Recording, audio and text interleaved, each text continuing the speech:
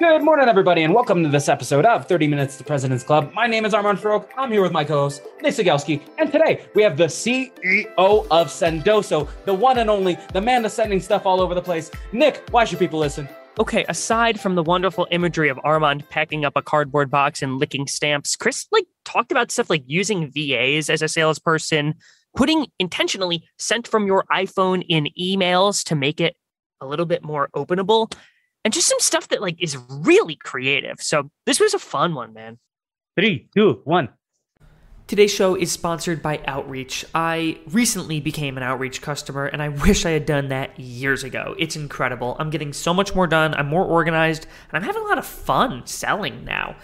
One of my favorite things about it, I enabled this feature to, when I send an email to a prospect and they don't reply, it creates a task for me automatically to follow up, so I never drop the ball.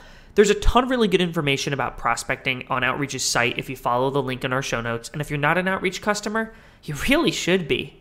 This week's actionable video takeaway by Vidyard is called the creepy smile. In other words, do not start your videos with a down frown on and then all of a sudden smile when the video turns on. Always be smiling prior to turning on the record button. And you can access our exclusive video playbook and a free month of Vidyard Pro over at vidyard.com/30mpc. Just use the code 30mpc when you're checking out. Cheers. This week's actionable discovery takeaway, sponsored by Gong, is called the pilot exit criteria. When you set up a pilot or a POC, always make sure you establish very clear exit criteria. In other words, what do you need to see from this pilot or POC in order for you to buy? Otherwise, you're going to waste a bunch of time.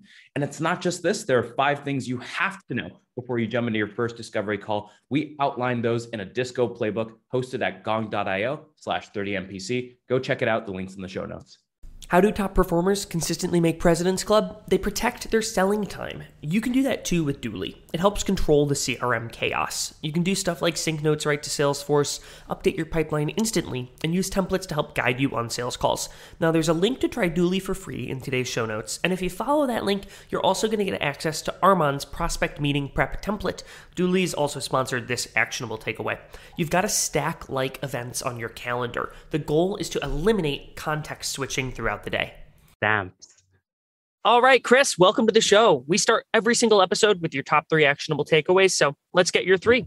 Thank you, Nick. Thank you, Armand. All right, let's do this. So first 3, Upwork smarter. So this is really outsource as much as possible to Upwork. For example, maybe there's a list online of 100 top salespeople. You can get that cleaned up into a CSV in 0 effort. Number 2, sent from iPhone, leaving that in or purposefully adding that into sequences. And number 3 is find tools to make you faster. And would love to get into some of these tools that are my favorite. Alrighty, so let's dig into number 1 here. So I had the wonderful experience of when I was a rep, I was using a VA to do all of my call prep for me, pull the funding data, the employee growth, pull everything, like all the different people that I'm going to want to multi-thread to later on. And it saved me multiple hours per week. What are other ways reps can use some sort of Upwork service to drive efficiencies in their day? Yeah. So I would say when you're prospecting, a lot of times you'll find these lists online, these listograms. Really quickly, you could say, hey, put this into a CSV that then can be deduped against your CRM, or it can be checked against things so that you can see, hey, these 18 people aren't even in our database yet, or these 18 accounts aren't in our database. So I'd say find that. I'll often use Upwork to find LinkedIn profiles of people so that they can social interact with them and get that, again, while I sleep. The VAs are doing this for me. I've also had them, if you're an early stage startup in sales, you're trying to just hack it in the early days, there's graphic designers on Upwork. And you can say, hey, clean up my deck. Here's all the content, make it look pretty. So you don't have to stress about, the graphic design elements. I even had someone build a software program that took a company's LinkedIn image, they're overlaid it on a Where's Waldo picture in like a little small area. And then as part of like the last step, instead of, when you get ghosted, you're like the Hail Mary last step in the sequence. It was like, hey, like, where'd you go? Can't find you. By the way, if you could find Where's Waldo on this picture, I'll send you $25 to Starbucks. And, I'd also have their face in there too. And so they were like, that last step crushed it. It was like everyone responded to that. So Yeah, I can go on and on. I think I've spent close to 200 grand on Upwork in the last 10 years while I was an AE and then while starting Sendoso. You're doing some really creative stuff with these sequences. The Where's Waldo, the Sent from the iPhone. Can you talk about, are there any other things that you're doing like sequence-wise that are different than usual? I mean, one of the things that I think is different and creative is if we get into what I actually do as a company where I work at Sendoso, I think that adds a creative step too, where you purposely try to find gifts or other things to mail out to prospects. And that I think is the ultimate creativity, whether it's hey, I did my research and I saw you play golf and I'm going to send you some golf balls with your favorite sports team or alma mater. So I think that's a creative step that takes a lot of effort too.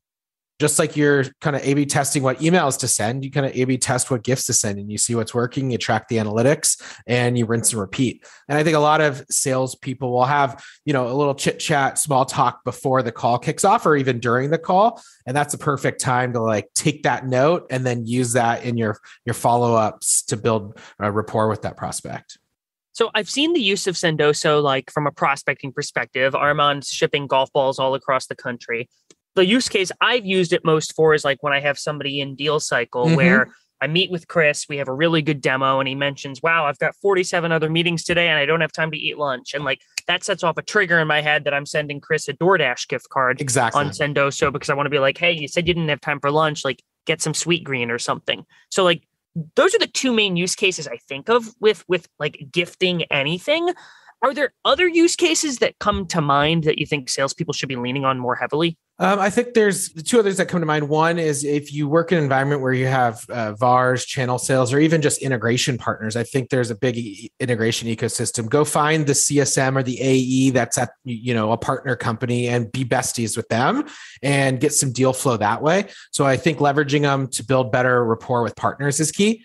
So I think that's important. And then after the deal closes and you're kind of building rapport with that new customer, that person's probably going to leave and go to another place and at some point. And so if you can still build rapport and keep that relationship alive, you're going to get another chance to win them over at their next job, or ask them for a referral or a reference. Hey, skip going to marketing and asking them for who's their best references.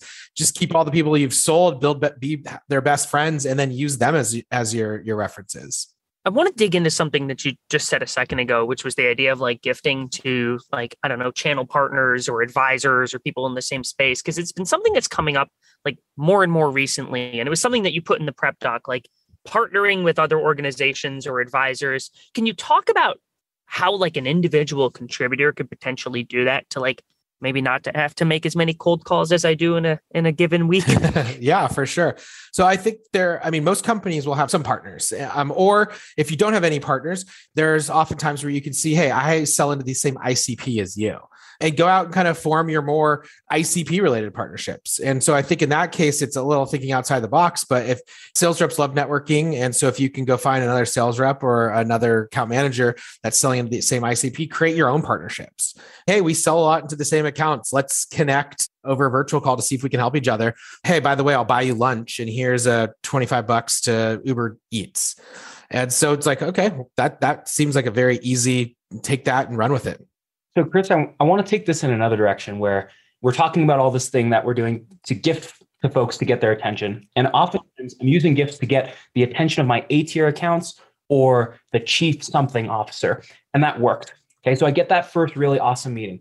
You were an AE and now you're a CEO. Oftentimes I struggle as a head of sales as to when I should be bringing my CEO in. So what's your perspective? I get that hot first meeting. I bring you in on the first call to like drive top-down alignment. Should I bring you in at the end to close the deal? What's the right way to win a deal with my CEO or with my executives? Yeah. So how I look at it is I like to be brought in very early so that I can build some rapport early in the process. And whether it's just an email, a draft on behalf email where it's like, and that could be a stage 1 or stage 2. Just so that they see my name. If it's a big deal and we want to get me involved more to talk about vision, to talk about other things, I think that bring me in kind of mid-stage, maybe during the eval stage. I think specifically outside of the CEO, depending on who you're selling into. If you sell into a CRO or a CTO or a CIO, that's your main buyer, then go grab that person. For us, we oftentimes sell into CMOs and CROs. And so we say, hey, do you want to talk to our CMO to see how they use XYZ? And so I think you can leverage the department head of who your ICP is to an extent. I prefer to get in early so that I can build some rapport and then bring me in the middle of the deal so that I can actually add value. And then use me at the end if I've already done the beginning and middle so that it doesn't seem like a Hail Mary. It seems like I'm coming back around to add some final value. Now, let's say we get onto that call. So it's you and me. I'm a Sendoso AE, you're the CEO, and it's their chief revenue officer, and then whoever else has been involved in the sales cycle. Maybe it's a head of sales ops or something like that. Oftentimes my CEO will ask me, like, what role do you want me to play? Mm-hmm. Because it's tough to do some back and forth along the way. So can you talk through what does the back and forth in the meeting look like between you and the account executive? In other words, how do you co-sell in the meeting? Yeah. So typically we'll have a couple areas to prep for, which is, I think, important so that I know where are the areas of focus. Hey, am I talking about our international growth? Hey, am I talking about a couple success stories in there that I need to get them over the hump? And that's the goal of the meeting. So typically there'll be a goal involved, whether we've identified that they're not over the hump yet and they want to hear other success stories, whether they're worried about international expansion, whether they're much more forward thinking and want to hear about the vision and roadmap for the next couple of months. Or in some cases, hey, what they want to hear the founding story, and they're just kind of curious on how it got started, and they're more. So there's a couple different ways to play it, but I think you have to have a goal of what is the CEO going to say, what areas of focus, and I think we have 5 or 6 buckets that we try to bucket it into, so that we can rinse and repeat a playbook. I'm seeing a lot of parallels because you're talking about things like international expansion, or maybe you're talking about roadmap. You're talking about the things that an AE might even be perceived to be a liar about. Mm-hmm. And so I'm doing the disco. I'm holding the line on, hey, these are the problems that you've sought out to solve. And then the CEO's coming over the top and saying hey, this is why our business is built for your business. And you're exactly along the way. All right. Exactly. Cool. So what happens when a deal goes bad, right? How do you resuscitate a deal that's going south? Yeah, so I'd say there's a couple ways that I would get involved there to resuscitate a deal. And I think this comes into where if we've mapped some advisors or investors that have connections into that account, we can ask for maybe a higher level connection than we currently have, or another connection to make an intro. So I'd say one is just trying to find another contact that maybe isn't going quiet.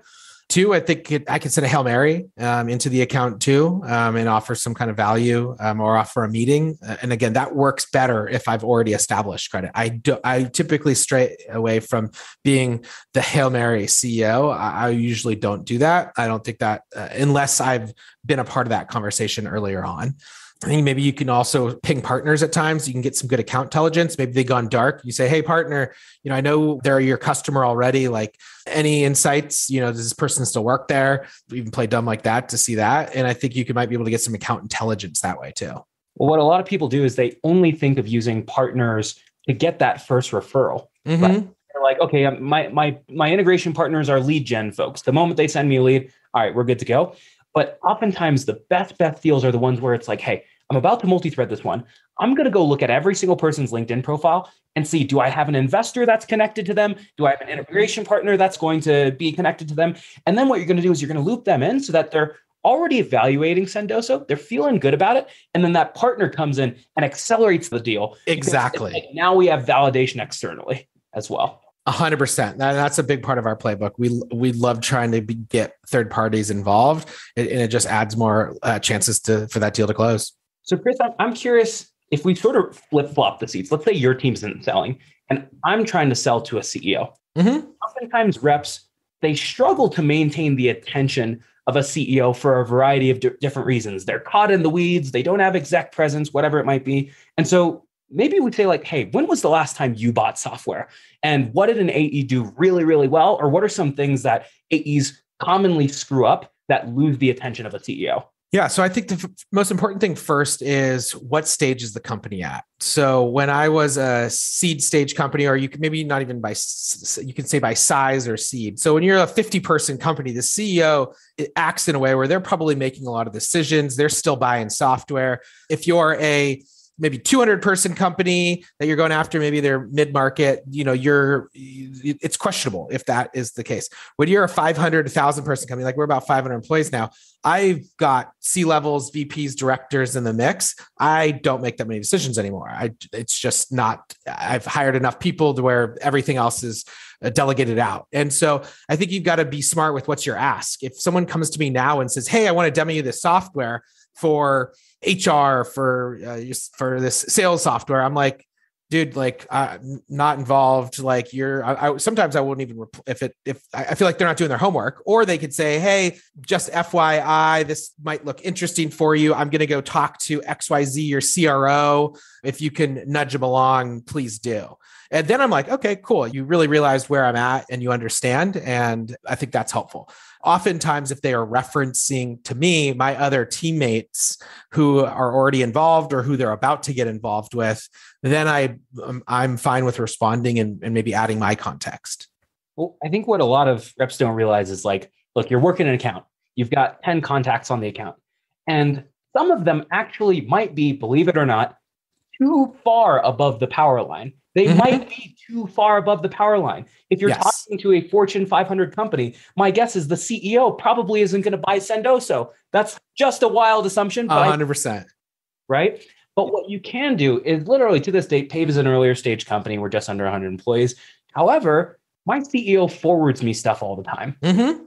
And he exactly the ones that talk about things like, oh, we're going to help your reps get you to your Series C, for example, or they're talking about bigger business problems and they're not asking him for a meeting. They're being like, hey, could you get this on Armand's radar? And the ones that do that always get forwarded over to me. And then I have to say no, usually. Yeah. But especially if they've done their homework and they say, hey, can you forward this over to Armand? It's like, boom, you've done your homework. You've already thought about this. You're not asking for the wrong thing. So are you guys seeing reps who are like Chris, are people prospecting into you or Armand, or people prospecting into your CEO saying, hey, I don't want a meeting. Can you please forward this to insert the human being's name there? Mm-hmm. I'll see that probably a couple times a week. Wow, I've never done that, and I'm going to have to start doing that. Yeah. Jeez. I think it varies on the stage. So we're at the stage of company where Matt, I report directly into our CEO, Matt. And so naturally, he still forwards stuff to me. For everyone listening to this episode, please do not go emailing my CEO Matt right now. But then for the size of a Sendoso, a little bit bigger of a company, again, if we're selling like a niche HR software, that the version of that might be they reach out to your chief people officer or your CHRO for a referral to a director of people operations, for example. But it always works. You can go one level above and get that referral. Well, it's really interesting you say that because so I sell to law firms, and there's times that I'll get in touch with the managing partner of a big law firm. And while that person is technically at the top and they run the firm, they're not actually running the business operations. So Armand, to your point earlier, like there's times I get a meeting with that person and she's way too high for me in terms of the power line. And I'm spending time like trying to sell to this person. And I guess what you're making me realize I should be doing is just trying to figure out like, who can you introduce me to at your organization? Oh, I saw Armand as your CFO. Like, would you intro me to Armand? And now I'm not like cold pushing anymore. We're trying to sell to someone who like doesn't really feel that pain. Exactly. And then, I mean, I get 100% response when I forward an email internally to another employee. So you bet your butt they're going to look into that email. So Chris, I want to go back to this topic of discovery, right? Yeah. And let's say we're going back to the example of doing discovery for Sendoso, right? Yep. So trying to sell someone Sendoso. Now, Nick and I both have these interesting solutions where they can solve some massive problems for companies. But what can also happen is people can try to commoditize us and say, oh, you guys are just going to save us a lot of time doing spreadsheets. Or for Nick, you're going to help us with these operational time tracking tasks, right? Or for Sendoso, they might say, oh, why can't my reps just USPS some socks, or why can't we use an executive assistant for that? And so when you go into these discovery calls, you're probably hitting on some bigger picture problems. How do you make it seem like something much bigger than, oh, we're just a replacement for your rep boxing stuff up via USPS? And how do you get them thinking bigger picture? Yeah. So I think a couple of different ways. One is even before entering into the conversation, we spend a lot of effort just drumming up noise around the category and why you need this software. And so I think outside of just the initial value add, we hope that over the course of years and years and decades in the future, that it'll just become the norm to use our software. And so I think that is at the foremost front to help solve that problem. But if we haven't gotten there yet, and we're still in the trenches of how do we really kind of value-based sell or ROI sell. I think we will look at it in a couple of different ways. One is we can have some calculators to try to get them to see the value that way. So, hey, this if you had 80 reps and they're all spending this many time and this much money, this like actually get them to realize the value, which I think calculators can help with that. We try to create a ton of case studies and videos and try to find someone that's a peer that can be a reference pretty early on. So it's like, hey, don't take our word for it. The CRO over here is on video saying this, or this VP of sales is willing to talk to you. Do you want to hear it, why they did it? And so I think the peer-to-peer and getting as much as that, I think we've got maybe 75 case studies. We've got 800 reviews on G2. So we've really put an effort into the peer-to-peer, because in the early days, 5 years ago, no one used this software. We kind of created this software, this category. And so we really had to use peer-to-peer as a method to validate. So I think those are some of the ways that you can do it in my eyes. Well, similar to what you guys talked about with bringing an executive in earlier, not to like try to salvage a dying deal, like same thing with a reference. I used to only give references at the very end where the customer is just like checking a box. But anytime I got a reference involved early, it's like they do the selling for you. It's a real person who's a peer. I want to talk a little bit about like the ROI calculator, because that's something that I've used before. I sell to lawyers who bill by the hour. And if I can save Armand, the partner, 5 minutes a day, look at the ROI. But I struggle with them sometimes for two reasons. One, I don't really know how to actually like share it. Like I always sort of struggle. I'm like, I'm going to share my screen and here's a Google sheet. Oh, I don't know how to use a formula. And then also people sometimes don't believe me. And so I'm wondering, how are you guys actually executing on those ROI calculators? Yeah. So I think there's two ways. One is we have like kind of a customer facing one that you can kind of do on your own. And then we have the Google spreadsheet one. And I think it's really, you're asking them to make the assumptions. So I think there's a lot of input where you can, if you oversimplify it, you just say, oh, each hour is you're going to say blah, blah, blah. It's like, okay, what is this? What is that? What is this? What is that? So they're putting in like the 10 inputs. And I feel like that ends up getting the conversation going, and at least hopefully gets them over one of the humps of the ROI. I think outside of that, if it's pure, you've also got to talk, I think, bigger picture with, for us at least, it's okay, what's the long-term strategy here? You're not going to, what's the cost of not doing this? And, again, start selling a bit more of like, well, what if you bring on 10 more sales reps next month? How do you operationalize this? How much effort is it going to take for them to start packing boxes? And so you start to paint this picture of like, I didn't even think about that. And then it's like, yeah, why don't we just save you time for the next year? This is going to be way easier than. And so I think you've got to hit on the future and find other things that are going to be pain points for them. Well, I'll hit on the packing boxes thing in a second because it cracked me up. But I hate to use a cliche here, but they always say people buy emotionally and then they justify it logically. And what you're doing is, to your point, you're starting with the vision and you're hitting on things like, look, all of your competitors are trying to break into the same accounts as you, and they're pushing one button and a bottle of wine appears. Yeah. Your guys are packing boxes and licking stamps and stuff like that. And you're making it seem like the whole world is going in this direction, right? Exactly. So it's bigger than them. And then what you're doing is you're painting the real logical picture of, do you realize how ridiculous it is to have 10 SDRs, each getting paid an 80K OTE or something like that, licking stamps to boxes of wine or whatever it is. And that's how you tie it together, is you have to do both. You have to hit them with the emotional sale, and then you got to hit them with the real numbers behind it to justify it afterwards. Exactly. I think you can even be quirky and fun. I mean, for us, we do too, is like, even just saying like, can you imagine like what Nick's handwriting looks like? Do you want that in front of a prospect? And then you got to have fun with it. And they're like, you're right. I actually don't want Nick writing notes. He can't write for, there you go. I'm looking at it now. It's pretty ugly. So I think there's other things where you can just be fun and quirky in the conversation to also instill doubt into why they wouldn't want to use you.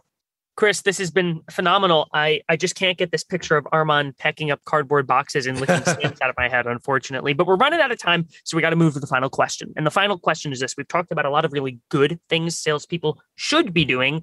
Now let's talk about the opposite. The final question is, what's one bad habit that you see a lot of salespeople doing that you think they need to break because it's hurting them more than it's helping? I would say, if I had to think about it, maybe not using a channel because they're timid and they're lazy. Like phone. I think use the phone. The phone's not dead. Or get on LinkedIn. It's LinkedIn's social selling is not dead. So I think there's this misconception that some of these channels are dead, and that's not true. You got to use every channel you could ever do to get a meeting or to close a deal. So don't be scared to use these channels that, some of these LinkedIn folks are saying are dead. And don't be afraid to use a Sendoso channel even. There you go. On that note, Chris, is there anything that you want to plug before we jump off here? We're hiring. So if you're looking for jobs, we got tons that we got a recently raised 100 million Series C. So lots of opportunities for SDRs, AEs, AMs, you name it. We're hiring. Beautiful. Folks, send Chris a message if you're looking for a sales job. Thanks so much, Chris. Everybody stick around for a 60-second recap coming up soon. Today's show is supported by Skipio, which enables personalized texting at scale. Great salespeople text their prospects, bump response rates, reduce no-shows, and never leave a lead behind. Skipio has been generous enough to sponsor this texting takeaway.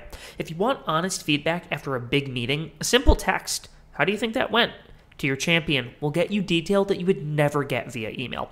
Armand and I also filmed a special video with our best advice for texting in sales. You can watch that video by clicking Skipio's link in the show notes.